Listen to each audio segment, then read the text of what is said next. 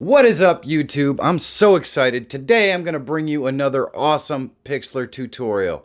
For those who are not familiar with Pixlr, it is an amazing photo and image editor that really is as good as Photoshop, but totally free. If tools, tips, and tricks to help make you a better YouTuber is something you're interested in, you're going to want to subscribe to the channel and click that bell so you know when we have new content that comes out. I'm so excited to bring this to you today. It's another awesome Pixlr Editor tutorial. For those who aren't familiar with Pixlr Editor, it's an amazing free image editing software that rivals anything that Photoshop can do. And to prove that, I did a search on the 5 most asked how-to questions for Photoshop. And today I'm going to show you how to do all those things in Pixlr. And you're definitely going to want to stick around because the bonus one is amazing. But let's not waste any more time. Let's get to it. This first technique I'm going to show you is really awesome. It's how to remove blemishes from an image. And it wasn't hard for me to find an image to remove blemishes from because I've got plenty. First, I click on Open Image. I go and I select the image and click Open. Then I'm going to select the size of my image. In this case, it is a 4K image. Then I click Apply. And here you see we've got an image of me. I'm going to zoom in here real quick. You just do that by using this little slider here in the top right. Then I can move the red box around to move the actual focus of the image anywhere I like. Then on the left, I'm going to select the Retouch tool. The Retouch menu has 4 different tools that you can use. We're going to use this Heal/Repair tool. I select Patch, and then I just move over to my image and find a blemish I want to remove. All you have to do is find a blemish, and click your left mouse button. What this does is it takes the surrounding pixels, it identifies the stuff that's not the same, and it removes the stuff that's not the same. It really works well. So I can remove blemishes and freckles, but not only that, I can remove these pesky wrinkles. There we go, look at that, removing those wrinkles like they never even happened. We'll scroll down a little bit. With one click of the mouse, bye-bye, this mole is gone. I wish it was that easy in real life. You can see here I've got this awesome gray hair that I totally missed when shaving, but that's no problem. One click and it's gone. I adjust the size of the brush because I want to repair a little bit larger of an area. And you want to make sure that you get enough surrounding pixels that are like what you want the area to look like before you click the left mouse button. A couple of drawbacks to this tool. If you're selecting an area that really doesn't have enough of the pixels that you're trying to create to remove the blemish, you can end up with kind of a blurry dark patch or something like that. So you do have to be a little selective about what you remove. You really don't want your image to become blurry because you're removing all the blemishes. Eventually, at some point, you do have to accept that everything can't be removed. But this tool can really go a long way towards removing that accidental booger you got hanging out of your nose when you took the image, any kind of unwanted freckles or pimples that just happen to show up right before you take the photo. It's pretty freaking awesome. Number 2 is filters. These are effects that you can apply to your image. And they're really easy to use. And there's an awesome image modification feature that I'm going to show you that can really go along well with some of these filters. On the left, we're just going to select the filters button. And when you scroll down to the bottom of this, you're going to get the more artistic filters. The first one is vignette. Now, if you're not familiar with what vignette does, it will darken the outer edges of your image, kind of giving it almost a tunneling effect, or moving the focus into whatever's in the center. Fringe gives you this kind of RGB effect where it separates the colors out and you get a little bit of a strange psychedelic kind of look to it. Dehaze is an interesting look. It kind of saturates those colors and gives the image a little bit of a darker look to it. Bloom kind of does the opposite of that. It actually brings out the lighting effects or the highlights that are in the image. Glamour seems to bump up that contrast along with bringing a little bit more saturation to the colors. And to be honest with you, with my image, it doesn't really look all that glamorous. Posterize is an interesting filter that will kind of take the heat from each of the layers and just kind of give them one static color. You could play around with this one and get some really interesting effects. Pixelate is exactly what you'd expect. It adds pixels into an image. This can be pretty useful if you wanted to select a section of your image and pixelate it out so you couldn't read it or something like that. And Mosaic kind of does the same thing as Pixelate. It just uses geometric triangles and stuff to basically come up with a similar effect. And when we scroll up to the top of the filters menu, we see more of the standard image manipulation tools. Here you have Sharpen, which of course sharpens your image. Clarity, which is similar to dehaze, it's just not quite so heavy-handed. Smooth is something you can use if you have an image that has a lot of blemishes. It can kind of just smooth those out. Blur is self-explanatory. The higher you bump this up, the more blurry it gets. You can certainly box out a segment of your image if you wanted to blur it out. And that's how you'd use something like that. Or maybe you just want to cut out the foreground and blur the background. That's another reason why you might use this tool. Grain is similar to Pixelate, but it adds a little bit of grain to make it look like maybe an old school photograph. A tool that I use a lot when I'm applying filters is something we find here in the liquefy menu, and it's the push tool. With this tool, you can just tweak little things about the image you might not like. For example, my forehead feels a little bit high here. It's like a 5 head. Let's try to bring that down a little bit and still make it look natural. All you do when you're using the push tool is you click the left mouse button and you drag it in the direction that you want those pixels to move. And this seems to do a really nice job of not warping the image in a way that seems unnatural. Now you can always take something too far, and I kind of take this a little bit to the extreme, but it's a really nifty tool for doing subtle things.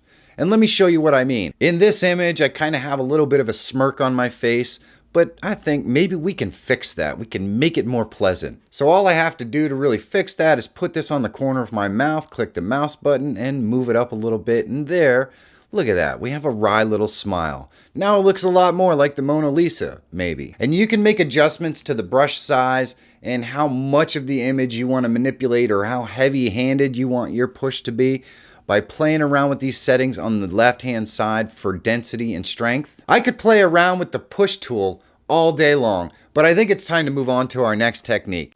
The third most asked question is about layers.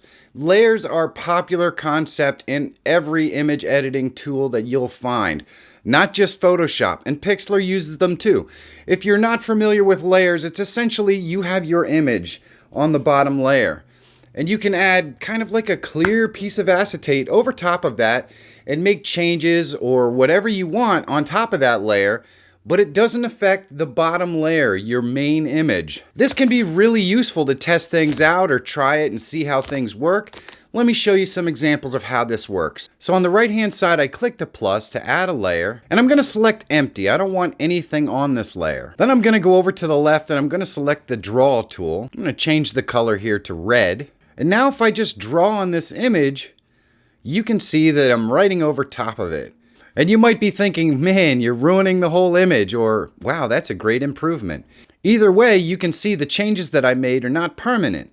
If I go over here to the right and I click this little check mark, you can see that the lines I drew just disappear, and that's because it's on a layer that's above our base layer. Now I'll switch to the eraser tool. I can erase some of this stuff out, and you look here, and when I uncheck, it still removes the whole layer. And you can do the same things with shapes in any layer. But no matter what you do in this layer, it doesn't affect the main image underneath it, or any of the other images underneath it if you have a lot of images combined. The layer system is really what gives an image manipulation software the ability to do so many amazing things. And I'm going to show you why in a little bit.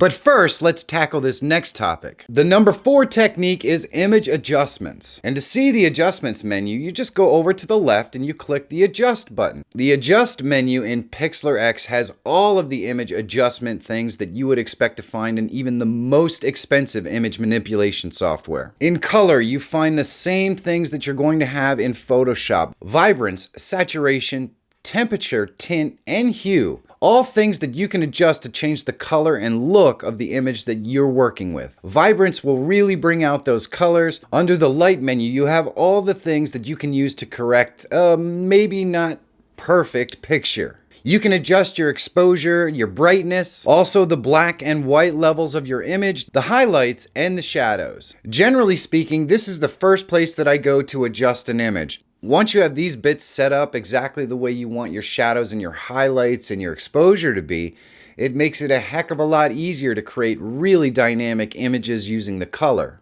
And just like Photoshop and every other image editing tool, it also has curves where you can change, adjust, or modify each individual red, green, and blue color, the highlights, the shadows, and the mid-range.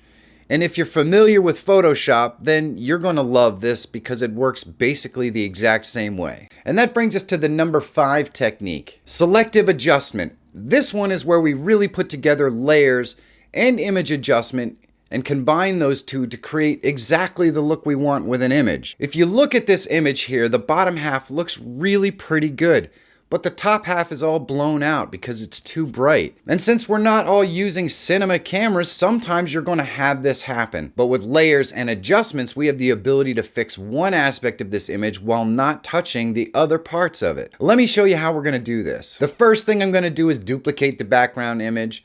The reason why I'm doing this is to make sure that I don't accidentally change something on the background image that can't be fixed. Next, on the left, I'm going to select the cutout tool. In the cutout tool, I'm going to select the magic cutout.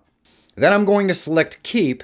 Then I'm just going to start clicking in the area of the sky and try to select the entire sky as best I can. You can see with every click, it's going to choose all the related pixels in that area that it recognizes as part of that piece of the scene. And with just a couple of clicks, you can see most of the sky is selected. It's really pretty easy. Next, I want to zoom in just a little bit and go and do some finer details right around the edge where the sky meets the ground. To do this, what I'm going to do is I'm going to turn the background on so we can see the edge. Then I'm going to select the draw cutout, make sure keep is selected. Then I'm going to adjust my brush size. Then I'm going to use this tool to draw along the edge of where the sky meets the ground, just to make sure that all those pixels all the way up to the ground are completely selected. Once I'm sure I have the entire sky selected, I'm going to go over here to the left-hand side in the cutout menu, down near the bottom, and I'm going to select extract as a layer. You can see what this does is it extracts that entire sky on a brand new layer, and the old layer is still there for us. Now we just have to move it into place properly. So I'm going to zoom out. I'm going to go up here to the top left and select the little cross hashes here so I can move it around. Then I'm just going to click on it and move it where I want it. Now that this layer is all set up exactly where I want it, you can see that if I turn the layers off underneath it, we have just the sky selected. Now we get to the fun part, the adjust part. I want to make sure the sky layer is selected, and I'm going to go over into the adjust menu. Now I'm going to turn down that exposure layer so the sky's not so blown out. And wow, this really adds a lot to this image. Then I can go into the color menu and I can adjust it if I want the sky bluer or if I want to give it a post-apocalyptic look. I can do whatever I want now with the sky. It's totally separated in the image. And those are the 5 main techniques everyone asks questions about, but I'm going to go a step further with this bonus. And it's a big one. A lot of people want to know how to combine multiple images together. And I'm going to show you how to do that in Pixlr. This is so much fun. The first thing I'm going to do is add my first image, and I really like this infinity pool image that I found somewhere, so we're going to use that one. I'm going to go ahead and duplicate my background layer so I make sure not to mess with that, and then I'm going to remove this woman from the infinity pool. We're going to add someone else. To do this, we're going to select the retouch tool on the left-hand side. Then I'm going to select the clone stamp. There's 2 modes for this, and it takes a little bit of getting used to. Source will select the source that you want to clone. And this, unlike Photoshop, doesn't move. That area, once you select it, is the area that's going to be cloned.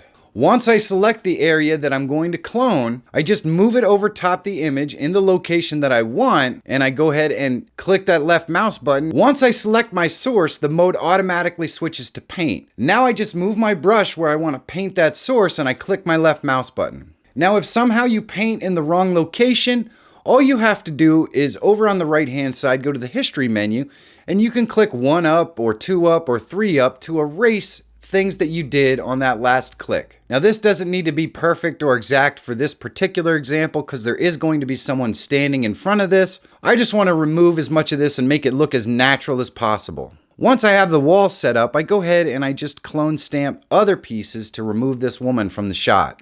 This clone stamp tool can take a little bit of getting used to, but once you know how to use it, it's really easy to remove objects from your shot. All right, that looks pretty good. Next, I'm going to add the image we want to combine with this photo. To do that, I click this little plus button, I go to add image, I browse to the location of that image, I select it, and I click open. And there we go. Now I just kind of resize it and move it to where I want it in the image.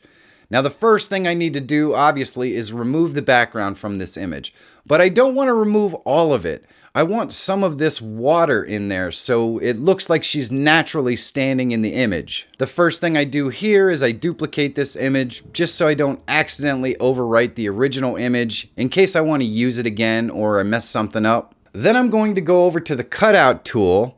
I'm going to select the magic cutout and click remove. Now I'm going to click in this big white area at the top, and you can see it pretty much removes most of the stuff that I want removed anyways. I just click around until I remove everything I want, and I think that looks pretty good right there. Next, I select the cutout draw tool, and I'm going to go in and remove some of the other little detail pieces that I don't want there.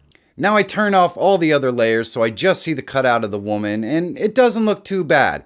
But I really want some of these white edges removed. So I want to go ahead and zoom in and just use the brush tool to clean this up. I'm just kind of removing this white edge around here, and I'm using a somewhat soft brush to do it because I know that it'll blend better with the background. Once I have the woman and the water that I want in the image cut out, I go ahead and select extract as layer. Once again, you can see this leaves the original layer that I was modifying exactly the same and creates a brand new layer with just what I have selected. Now I'm going to select the little crosshairs tool, and I'm just going to move this woman to exactly where I want her in the image. Now the first thing you notice is maybe she doesn't really have the right coloring for this image. So the next thing I'm going to do is create an overlay that gives her the proper coloring for the image that I'm placing her in. In order to do that, I want to select the layer with the woman. Then I'm going to turn the background image on, and I'm going to lower the opacity on the woman just a little bit so we can see right through her.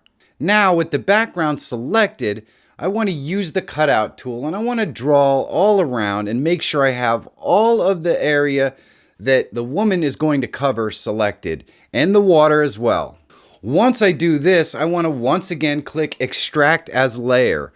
Now we've extracted all of the stuff that you would see right through that woman. I'm going to rename this layer so I know what it is, and this is the background overlay.